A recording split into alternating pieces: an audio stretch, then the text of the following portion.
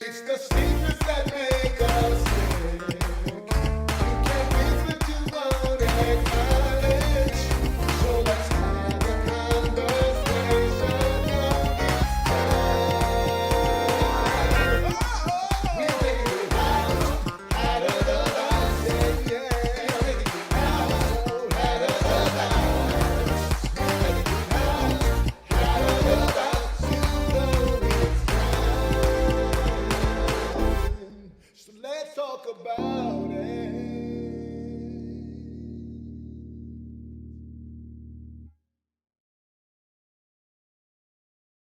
All right. Thank you guys for joining us for Outside the Box. We have an amazing show tonight.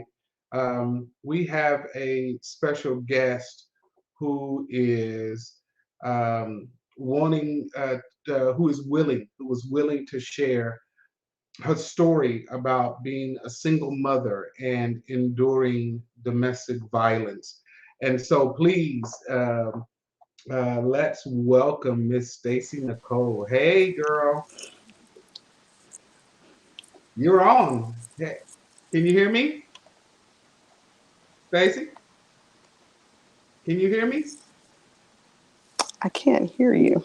Um, We were doing good just a minute can you ago. hear me? I can hear you. I can't hear you. Oh no. Let's see. Mm, I don't know what's happening. Um, huh. I'll let you keep working on that. We're going to have Let's this see. really Audio. interesting Oh. conversation. Are you Hmm. able to hear yet? Why don't you log out and log back in? Let me Let me. see. Hold on. I have a backup. Let me see. Um, I'm gonna come in another way. Let me see something here. When the enemy tries one thing, you step all over him and come another way. That's Let me right. That's right. see. All right. Let's see here. Can you hear me? Now I have you on too. So let me remove you from this one. Okay. Okay. Now we can hear you. You are Okay. Well, back in. let me take these out. All right. Perfect. Perfect. All right. So again, thank you so much for joining us. So tell us a little bit about yourself in general before we get right into the nitty gritty. Okay. Well, I'm 24, but I have a 31-year-old. But that's one thing. So seriously, I am Stacy Nicole. I'm a Master of Arts, about to be graduate, going into my doctorate program. I am the daughter of an educator. I am a daughter of a teacher. My mother was a teacher. My dad was an educator. I am the granddaughter of a teacher of over 35 years. So it's a long line of us. I ran from that for 30 years, and I do have my own story from that. Um, it took my dad literally going on to be with the Lord right before Father's Day, and I answered the call to take up the mantle to be that educator. Went into a classroom, and it's like it just runs through my blood. Absolutely, the order of the classroom, everything, it flows. Um, I do have three beautiful children. Well, actually, I have four. I have one in heaven. I have two college graduates. They're grown. They have bills that come in their own name at their own houses, so they're grown, grown. Glory to Yeah, and God. I thank the Glory Lord to Jesus. Yes, and then I have a beautiful 10-year-old, and I have a beautiful granddaughter. From Virginia, but lived in four different states thus far. And my grown kids, they were actually raised in Atlanta, Georgia, even though they weren't born there. So we live in North Carolina for now. But as you know, my Bishop Kevin J. Foreman, uh, he's he's doing some things. We're doing some things in Atlanta, so I'm looking forward to. I used to live in Atlanta, so looking forward to doing what we do in Atlanta. So yes. All right. I'm glad because I was going to ask you now. Be sure you call out the name of your bishop. So, Oh yes. Oh yes. all right. So, domestic violence, Yes. surviving domestic violence. You are an author of a book related to this subject, right? Tell us about your book in general. Don't give Yes, all the sir. secrets now because I want folks to buy your book. Oh, well, thank you. The book was birthed from my two grown children's dad. He was a semi pro ball player, baseball, and played for the minor league Oakland A's. He wanted to go and become pro, and his agent never called. And there was, and even before then, there was a anger that he had. And he admitted it. He passed away in October 2018. But we had made amends, and he knew the Lord, and I know the Lord, and it was a really healing moment for us. And even our children got a chance to see the unity as far as being parent. And I would say that it was a generational curse because my mom went through domestic violence. I never did, but my mother went through domestic violence, and her dad was great to me, but he abused his wife and used to have the kids running out in the snow, because he would have a gun and he would run them outside. So I didn't grow up around that per se directly, but my mom did, and it was like that spirit tried to roll up on me, but I knew that once the first time and trying to make a family work with somebody who was so angry, to the point of almost death, then I knew that that wasn't the life for me, and I'm better than that, and it was time for me to go. So I ended up fleeing 1,500 miles away. At Tulsa, Oklahoma is where my mom had moved me. That's where I met the kid's dad.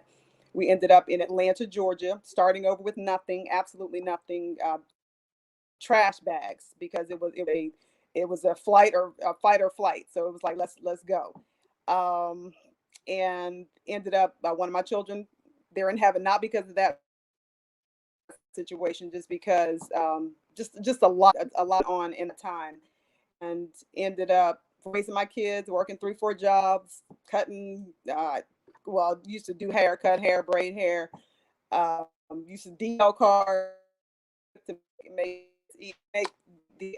to meet the need of what we needed, because he refused to pay child support, anything. I mean, he was just like, if I can't have you, then no one can, and if I can have you, then I'm not taking care of the kids. And my daddy raised me, so, and I know the Lord, so we're gonna be all right. So So I would when say anyone who is in domestic violence, definitely. so Stacy, we're getting some glitches. You're locking up and freezing. Okay, Your other do you hear screen. me? Oh, Oh, there you are. Okay. okay, that one's better.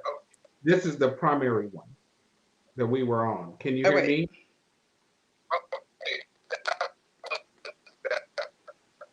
Can you hear me better now? I can't hear you. Okay. It's like it's loading. Oh wait. Okay. Let's see. We are having technical glitches today. You're frozen. I can't hear you. It's breaking up. I heard you say, "Can you hear?" Okay. How about how about we go back to your Can't. Now I don't hear primary? anything. Let me see.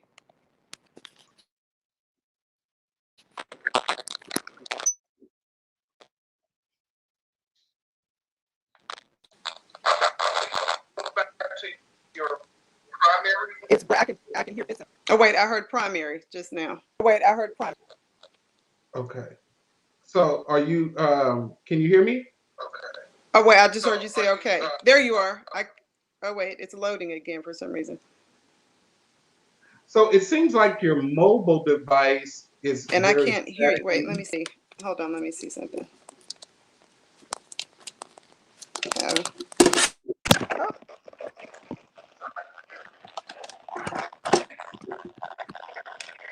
whoops. Okay, let me see. It's breaking up. Okay, why don't you Hey, why there don't you you are. There you are. Okay, I okay. got you now. Let me turn All this right. one. Yeah, Okay. turn the other one off. All right.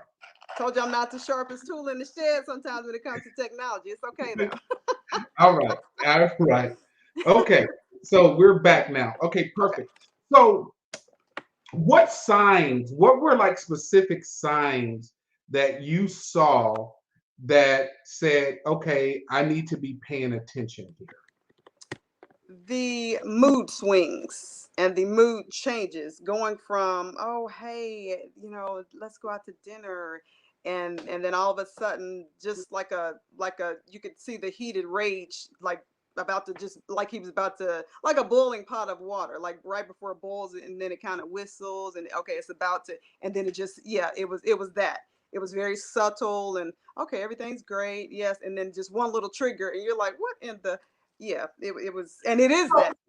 It So is it that. was like instant like that. It wasn't, I mean, there were no events in between. It was just boom, boom, like switch turns. It was, it could be either or, which, and that's what was crazy, because it could be, okay, where did he just go, and we were just having a great time, or it would be, if he didn't get his way, say, if the agent didn't call, then we could be having a nice night and dinner and all kinds of stuff, and all of a sudden, just like Dr.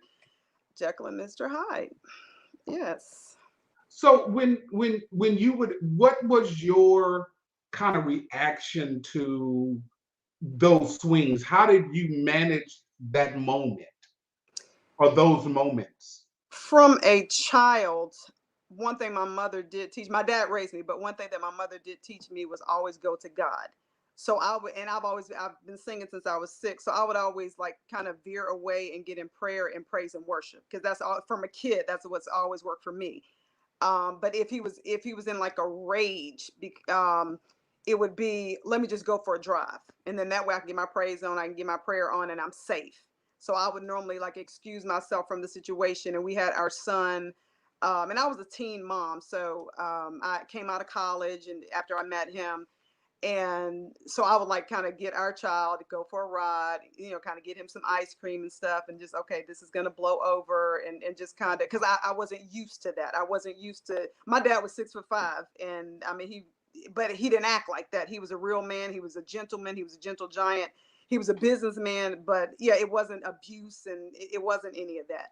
So when I started going through that, I was like, I'm not living like this. Like this is not, this is unacceptable. And I even wrote in the book, which was, and in talking about the book, I did an article, and a newspaper did an article on me, and I have a sense of humor, so I was like, let's name us Jack and Jill, because she was like, the lady, the reporter, she was like, you can't use your name and his name, because he could like sue you because you're talking about him. And I said, Mhm. well, I'm over it, so let's just say he's Jack and I'm Jill.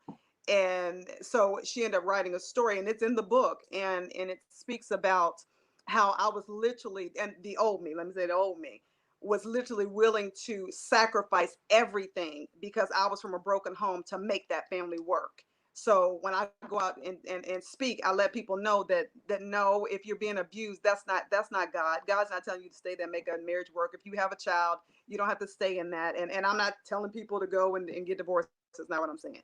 But if someone is deliberately beating you, someone is deliberately abusing you, putting bruises on your body, you don't have to stay in that. You just don't. And the most dangerous part is leaving. I tell most people think, oh, you just grab yourself and go. No, you don't. You have to have a plan, and a set plan when you're about to leave. So yes. So when these kind of these Jekyll Hyde moments happen, you go and you leave for a moment, you come back. How did you know? How were you able to gauge, or what was your gauge as to when it was safe, if you will, to come home? Yeah.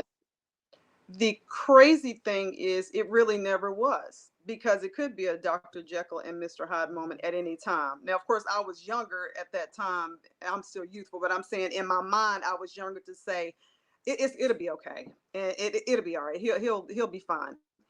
But it wasn't. Inside, he was always raging, raging, raging. So I would come home, and as a wife, you do wifely duties and things like that, and you think that, okay, that's going to fix it. No, it doesn't, because the minute that something else heats him up, then he would just blow up. And we had long talks before he passed away about that. And he was in tears. I was in tears, because he said that he had to go and get counseling years later after I was gone, because he knew it was something wrong with him, and he took that into another relationship. So it was always there. Yeah, and I was just ignoring it. The old me was just ignoring it. So, at what point though did you say, "Okay, I'm out"? Like, I how long was did this? How long were you involved in this kind of rotating cycle of madness before you said, "Oh, okay, I'm out"? 2 years, and I say 2 years now. I was married at the time. I say 2 years because we were doing wifely duties, and my kids are 14 months apart. So I was like, I'm staying for my kids. I'm gonna stay. I didn't have, I didn't have that mom and dad in the house. So I'm gonna stay. I'm gonna stay. And yeah, I was 7 months pregnant. My daughter. So I'm not a victim, people. And don't you be. Um, our oldest daughter, she will be 30 this year. So that this is gonna tell you how long it's been. Um, I was 7 months pregnant with her, and he almost pushed me out of a moving car. And at that moment, I said, I'm going to have this child, and I'm going to leave him for good. And that's when we went to Atlanta. And my heart has always been, forgive people. Now, I do believe that now, but I got the gift of goodbye now. I'm old. I'm more seasoned. I'm more mature. So it'll be deuces. Like I don't. But at that time, we went to Atlanta after I had healed, and our daughter was a little older. And I was like, I'll start over, like whatever I have to do. I'm a businesswoman. I had a little lemonade stand when I was a kid. I'm just thinking just different stuff. All I need is a fresh start. I got this. God's got me. I got this. And so when we moved to Atlanta, it was a minute, and I stayed with my sister briefly, and he came for us, and it was like, you know what, I want my kids to have it. It was still that I want my kids. I want my kids. And I've always been that person where when I put my mind to something, that's it.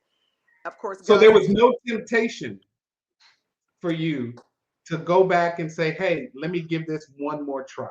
I did. That's how we got from Mm. Atlanta back to Oklahoma. That's why I tell people, like, if you're gonna leave, just leave. Because and my heart was no, no. Everybody deserves a second chance. Let me go. Okay, you don't need no second chance acting like that. But I was like, okay, maybe he's gone to counseling, and we were in church, and so you think like, okay, maybe I mean, he went to church and he really really got with God. So we ended up going back, and I say back because it was definitely back. And I remember he had one more outburst, and I said, "The devil is a lie. I'm better than this. I am better than this. I came out of college for this. I gave this man 2 children. This is crazy." And after that, I left, and I never looked back. And it was 27 years when he was on the phone. Their dad was on the phone with our older daughter, and God had already, I was on a fast, not for that, but I was like, God, anybody I need to make it right with, I ask you to lay them on my heart because I don't have time for that. I'm not going to get sick with unforgiveness or anything like that. And I had forgiven their dad. And he was on the phone, and he said, "May I talk to your mother?" And my kids are protective because they know what I've been through. So she's like, "For what?" Like, respectfully, what you want to talk to my mom for? And I heard them, and I said, no, I said, God's already laid on my heart. The Lord already laid on my heart that I do need to talk to him. And we did. We boohooed and cried like babies, and he was apologizing. And I said, well, honey, a book came out of it, so it's all good. God worked it out. But yeah, it came to the point where 20 some years, no child support, no visits. He didn't. I said, just send the kids clothes. He didn't do that, and he called them when because they're 14 months apart. So as soon as both of them were 18, so our son was 19, our daughter had just turned 18, and he started contacting them. And I have a say, I don't curse anymore. This is the new me. She doesn't curse. Now the old me would have cursed him out, but the new me said, "No, you didn't wait 18 years to call them when you don't have to pay child support anymore. And I know I see what you're doing." And then it was like all he could say was, "I just wanted to." I said, "No." I said, "You owe me over $30,000." I said, "But I'm gonna release you."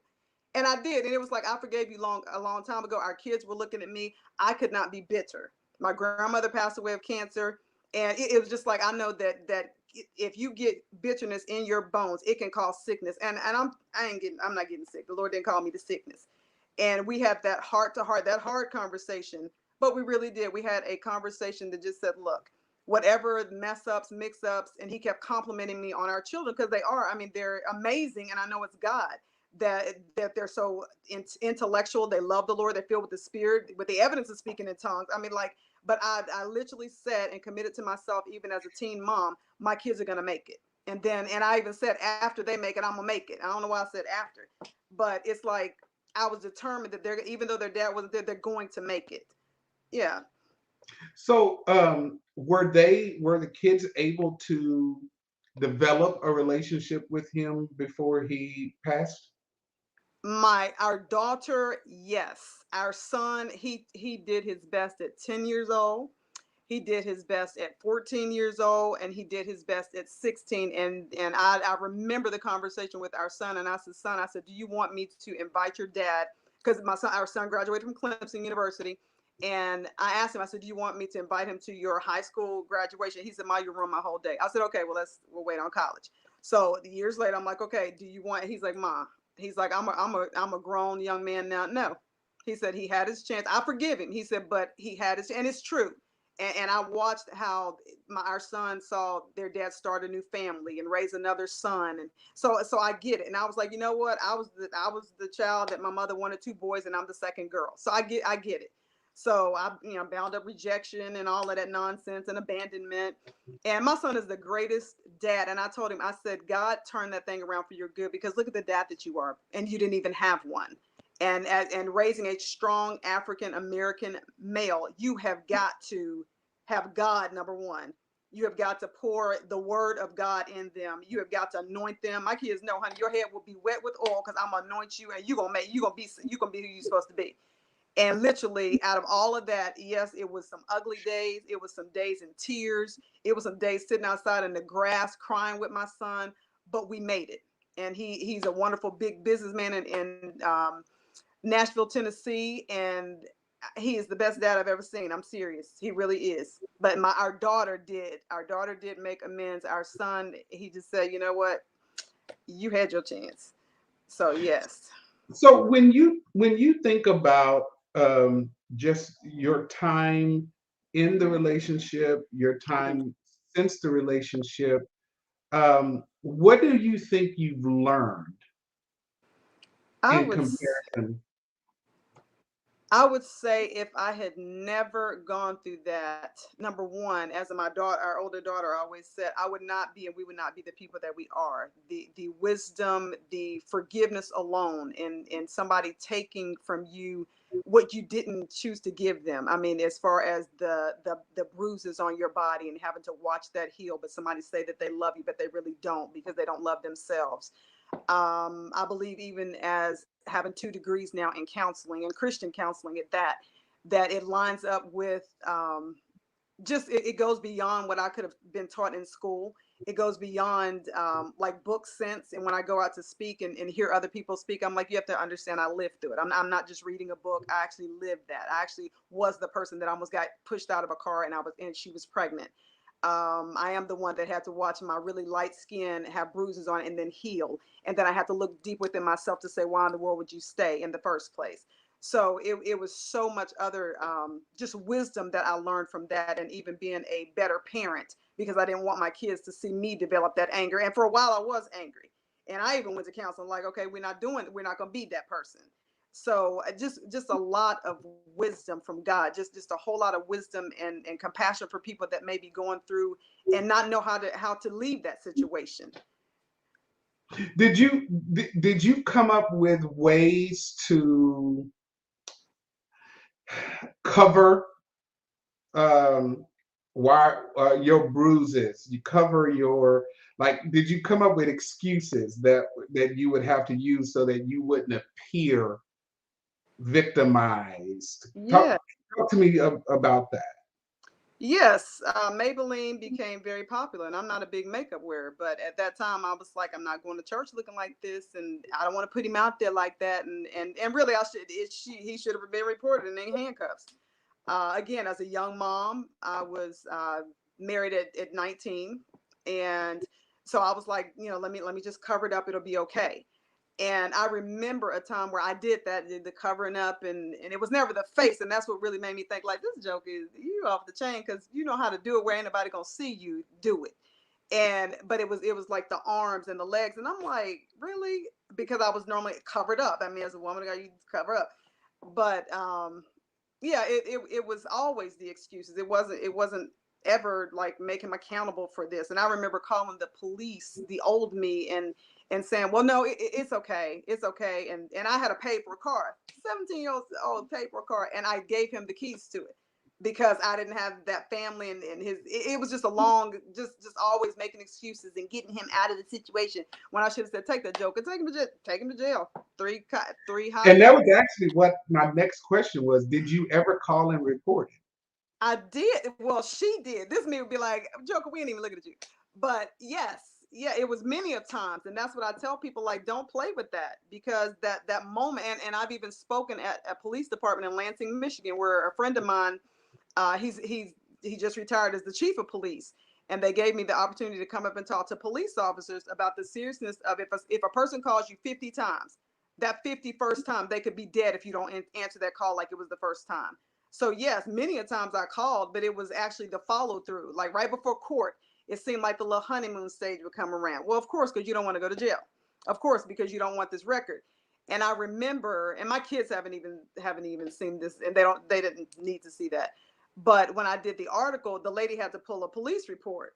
And I looked at it and I was like, oh my gosh, I would have been killed like a long time ago. The thing was like that thick of abuse. And not me, and I was like, what is, and it's not funny, but I'm saying my sense of humor was, God, thank you for delivering me from this. Because if it wasn't for you, I literally would just continue to let him slide, let him slide, let him slide, let him slide. I literally could have been that victim. And I remember, because I sing, I remember I was at one of my spiritual brothers and sisters church here in North Carolina, and the Lord laid on my heart to share a smidget of my domestic violence story. And this lady came up and she's boohooing and crying in tears, and I'm thinking she was the one that survived domestic violence, where her sister had gotten killed because of domestic violence. So me, I started crying because I knew that if it wasn't for God, that could have been me. So and she kept saying, please don't ever stop sharing your story. And so my the book was birthed from all of that. Like not just what I went through, but people that have presented themselves and said, hey, you keep speaking out because my sister's no longer here to speak on that, but you are. And yeah, so it's a long line. I mean, my grandmother, like, who never made my grandfather accountable. He used to get drunk because he was drunk, and I was the kid that always hung out with him. That's how I learned how to drive at 12 and go to the lake and all this. And my grandmother, my grandfather fell one time, and mind you, he was an abuser, not in his older age, but in his younger age. And you could tell that she always like took up for him, and she was like, "Oh, pick him up." I said, "No, I'm not." I said, "He got drunk. He can pick himself up." And I was 8 years old. And it wasn't a sassy mouth. It was, I'm not going to do that. He needs to be accountable as a grown man to get himself up when he got himself drunk and he fell down like that. And my grandmother, I mean, all of us were very close, because I never, and that's why I don't understand why I put up with that with my kid's dad. But different situation, and still a kid up in there. But I tell anybody, don't, I mean, like, hold them accountable. Don't let it, it could be male or female. I've met guys that have been slapped upside the head, punched in the face by women.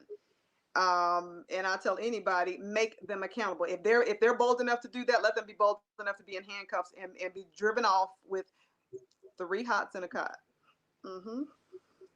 So so when you think about like the whole thing, and then even the kind of all of that welling up in you to get this book published, what's your hope? What's your hope that you speaking about it and you writing about it, what's your hope that the overall takeaway is from the book? The overall takeaway is for people, even children who have experienced domestic violence and abuse, to literally learn that that is unhealthy behavior. You're welcome. To know that that is unhealthy behavior. If it's not dealt with, it's going to get worse, and if it continues to be tolerated, it can end in death. So for people to take domestic violence and abuse so serious, to not be slack about it, to not just let it happen, and let my story be a story to encourage you to report it. Like, and it doesn't have to be like a man. It can be a child at a school that just punching up. That's learned behavior, and it starts in a kid. It starts as a child. It's, yes. Great point. Great point. Thank you. uh, Kids mimic many times what they see. And so, those of you who are listening, if you are around kids and you're seeing this kind of behavior, that's something that you should be at least paying attention to. And I think Amen. overall the idea that you know, many times domestic violence calls are not taken seriously. Um, that's a concern that we need to be aware of. You know, that certainly is a concern that we need to be aware of. So um, before we get to kind of the next segment of this, Mhm. why don't you tell everybody where the title of the book, Mhm. where they can purchase it. If you have a copy, you know, put it in front of the camera so they can see it. Whatever, just give them some information on how they can get your book. Okay, I was actually shocked because I researched. I haven't seen this book in, well, it's, can you see that? Yeah, we see it. So yes, and it's actually on platforms, more platforms than I thought, even in another country. Amazon.com, Barnes and Nobles. I actually wrote them down because there was quite a few. It's thriftbooks.com. Outskirts Press is where I publish the book, so you can also get a copy there. Wordofbooks.com, Waterstones.com. The easiest way is to, if because it's a whole lot. It's like eBay.com, Wordery, which is WORDERY.com, discoverbooks.com, islandboundbookstore.com, and it's several others. The easiest way, because I spell my name a certain way, is like stay in a C, and then so Stacy on the screen and Nicole, and just email text or like Google Stacy Nicole book or books, and it'll pull up the picture, and then it has all the platforms that the book is being sold on. And I'm putting the name of it. It's called The Power of a Single Mom. It's called I Don't Look Like What I've Been Through: The Power of a Parent After Domestic Violence and Abuse. The Okay, The Power of a Parent. So that's the kind of the next phase Mhm. that I wanted to talk about. What is this power? His name is Jesus only. only, only, yes, only. If it were not for the Lord, and I talk about the Lord all through the book. So if you don't want to hear about the Lord, it's okay, honey. It's all right, because yes, He is all through the book. And I will say this: the book is unedited on purpose. And I had a friend of mine, a business friend of mine, to say, "Did you tell people?" I said, "No, I'm going to tell people because my dad had just passed away right before Father's Day, and then 2 months later, I published the book." And I was determined to put his picture and a segment of how special he was to me in the book, because I didn't always have a relationship with my dad. And I really wanted other kids that, and even adults that didn't have a relationship with their dad, to see that when you have the Lord on your side. And from a little kid, I would say, well, God, you promised that you would turn the fathers' hearts back to their children. And God did. It was years later that my dad and I, we matured and we came together with the help of the Lord. And I was the one that led my dad to the Lord, and that just touched my heart. But yes, so I wanted to add my dad in there. So, and I told him, I said, I can't talk to you right now. My dad just passed away, but I do want to publish this book because I said I was. And everything was done through email. I told him I don't want to edit the book. I want people to see my flaws because I was raised in perfection. Not I am perfection, but I am perfection, because my dad was a perfectionist. And I was determined, I was so broken and hurt that I wanted people to see my flaws. So just so people have a heads up when they order the book. Yeah, and it's very important that people can, and thank you, Chrissy. I see you, my queen. But yes, it's very important that people can see. And I'm not saying you have to show people everything, but when people see you and they think that, oh, she got everything together, no, you don't know the brokenness that some people may go through. And at that point in time, I didn't care. It was just like, no, just publish the book. Like okay, you can edit something, but just publish the book. I just want people to get the word out on domestic violence. And so that's how the book was published. But it came from my pain from my dad actually going on to be with the Lord, and me not even starting the grieving process. And then I was determined to push myself and make myself publish that book. So that's another special part of the book. But yes. All right. Well, so as we kind of close here, Mm-hmm. what I really want, I guess, um, to make sure that we get across is that domestic violence is serious. Yes.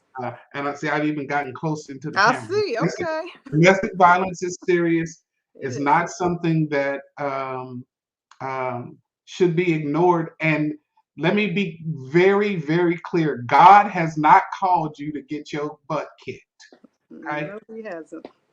So whether you are a male or female, And again, I'm not saying you need to go out and get a divorce. That's not what I'm saying. I'm Mm, just telling you, if you think that you're spiritual that's and right. you're holy because you are allowing yourself to get your butt kicked, let me denounce that as Mm, foolery right now. That's not amen. what God Mm, expects from you. Okay. But then the second thing I think is really important to know is that you are not alone in terms of folks who have gone through that, right. right? And That's so right. I didn't say that so that you think that your situation is not important. I say that because you share some experiences that other folks have, and you Yes. need to know that because there's a way out of it. Right. There are people who have decided I'm no longer going to be stuck there, and they make the decision to move on. So you need some resources many times to Hmm. help understand how you get through that, how you power through that, how you make good decisions about how to exit those situations if that's what you have, come to decide. I think Hmm. the last thing that I'll say before I'll let Stacy make some comments is that many times you say it'll never happen again. Hmm. It does. Hmm. And you don't know if that next time is the last time that you get to experience it, right? That's So it's right. really, really important that you not ignore those signs. Oh, and Chrissy says yes, domestic violence is serious, and Yes, it she is is. right. And so I'd like for you just to kind of give the people some parting words of kind of encouragement, some parting words of some comfort and Mhm. uh, and wisdom about the whole domestic violence issue. Yes. And I just want to say to everybody, like, know how special you are. Number one, in Christ. Like the Lord is He is the only one that delivered me out of that. I could have lost my mind, any of that. And you may feel like you're alone, like our Bishop Uncle Bright, because he's my uncle. But yes, that's right. But please understand that you're not alone. And sometimes when you call the National Domestic Violence Hotline or your local agency, I mean, I volunteered for those agencies to give forward. And sometimes you may feel like they don't understand. There's somebody like me that is on the other end of that phone that's been through it. I've worked at the shelters just to see what women go through. And I was even one of the women in Oklahoma. They had to stay a night in a shelter. So yeah, you're not out there alone. And when you feel that way, like, reach out to somebody who understands. But number one, your number one, your number one is the Lord. Get in the Word of God. Pray. If you can't say anything, say Jesus, and just ask the Lord to give you a plan of action, because it's going to take a strategic plan of action to safely get out of that situation. Some people think that, oh, I'll just get a ride while they're at work. No, because that person could pop up, and there they are, and they see you with your bag. And I would even encourage you, if you're in this situation right now and you know you need to leave, and anybody that's in that situation, let me just say, you need to leave. I'm gonna leave it at that. Living witness, you need to leave. So let Then me ask you, you yes, sir. mentioned earlier, you talked about your bishop, Bishop Foreman. Tell me how harvest has impacted your life. Oh my gosh. Oh wow. And, How long do we and have? how harvest has helped you, kind of eh, become who you even are now. Because of the rich word of God, because of the untainted, genuine love that our bishop has for the people.